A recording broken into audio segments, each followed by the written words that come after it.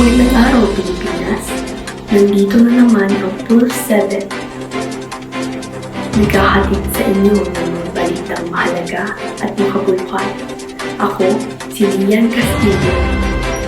Ngayong araw, ating bibigyang pansin ang isang paaralan na patuloy na susunod ng kalidad at abot-kayang edukasyon kasabay ng pagbibigay ng malaking tulong pinansyal sa mga mag-aaral.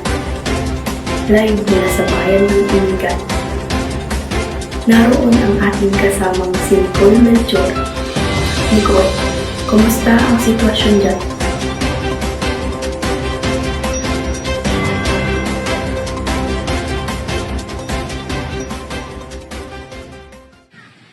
Magandang araw, Dian, at magandang araw din sa mga manunood. Nandito tayo sa harap ng Immaculate Conception Catholic School kung saan bukas ang pinto para sa mga bagong mag-aaral at may dalang malaking tulong pinansyal mula sa gobyerno at sa mismong paaralan. Para sa mga incoming grade 7 student, may ESC grant mula sa pamahalaan na nagkakalaga ng hanggang 19,000 bawat taon.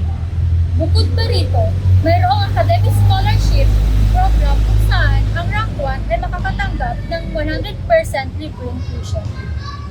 Habang ang rank 2 naman ay makakatanggap ng 50% discount. Para naman sa mas batang mag-aaral, ang paaralan ay may offer na nursery, kinder, elementarya at junior high school student. At para sa mga incoming grade 11 student, may senior high school voucher na nagkakalaga mula 14,000 hanggang 7,500 depende sa kwalifikasyon. Malaking tulong yan, Nicole, lalo na sa mga magulang na naghahanap ng abot-kayang edukasyon para sa kanilang mga anak. Salamat sa iyong ulat. Para sa mga gustong mag-enroll o magtanong, maaari tamang bumisita sa opisina ng Immaculate Conception Catholic School o makipag-ugnayan sa kanilang opisyal na contact number at Facebook page para sa kompletong detalye. Para sa Pulse 7, ako si Lian Castillo.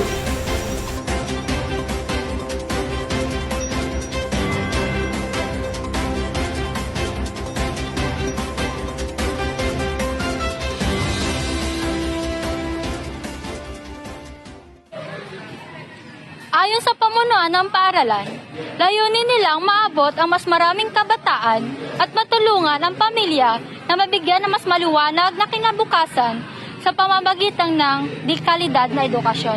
Meron tayong dalawang estudyante na ating i-interviewin sa paaralang ito. Ano naman ang magandang dulot ng paaralang ito sa inyong dalawa? Para sa akin maganda ang nadudulot nito kasi nagbibigay siya sa akin ng kaalaman at karanasan at nagbibigay din siya sa akin ng oportunidad sa aking ang kinabukasan. Importante sa akin to upang ma-improve ang aking academic. Maraming salamat sa inyong dalawa. At ako si Nicole Melchor na nagbabalita sa araw na ito. Magandang araw sa inyo.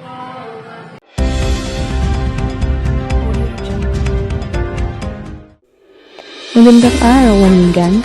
Ako, si Lian Castillo. Ngayong araw, isang tampok na ulat tungkol sa isang lugar na patuloy na kinagikiliwan at ipinagmamalaki ng mga taga-Umingan. Ang makulay at maaliwalas na Umingan Town Plaza. Napakaganda talaga ng Umingan Town Plaza.